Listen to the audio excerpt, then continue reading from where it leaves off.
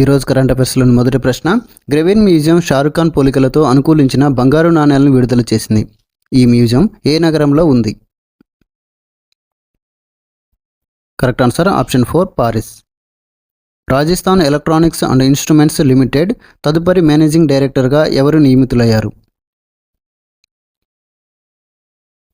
Correct answer option 3 Brijesh Dikshit. ఆయన ప్రస్తుతం భారతీయ రైల్వేలో ఎగ్జిక్యూటివ్ డైరెక్టర్ డిపో మిషనరీస్గా పనిచేస్తున్నాడు.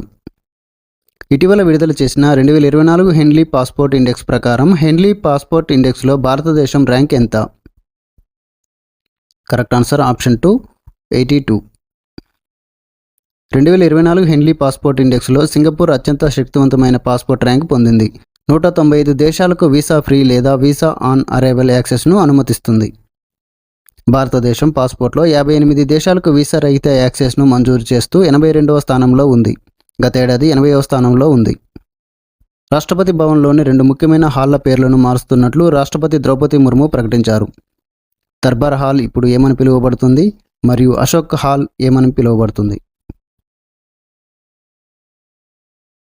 కరెక్ట్ ఆన్సర్ ఆప్షన్ 2 గణతంత్ర మండపం మరియు అశోక మండపం. ఆప్నా రేడియో 90.0 FM పేరుతో భారతదేశంలోని 500వ కమ్యూనిటీ రేడియో స్టేషన్ను అశ్విని వైష్ణవ్ ఎక్కడ ప్రారంభించారు? Correct answer option 4 Aizawl. FIDE India zone అధ్యక్షుడిగా ఎవరు ఎన్నికయ్యారు? Correct answer option 2 Sanjay Kapoor. Cruise షిప్ను సంగీత వాయిద్యంగా మార్చడం ద్వారా ది వరల్డ్ లార్జెస్ట్ మ్యూజికల్ ఇన్స్టాలేషన్ను రూపొందించిన కళాకారుడు ఎవరు? Correct answer option 2 Akshay Sarin. MOSPA యొక్క payroll reporting in India and employment perspective May 2024 నివేదిక ప్రకారం 2023-24 సంవత్సరంలో మొత్తం EPF చందాదారుల సంఖ్య ఎంత? Correct answer option 1 1,09,93,119.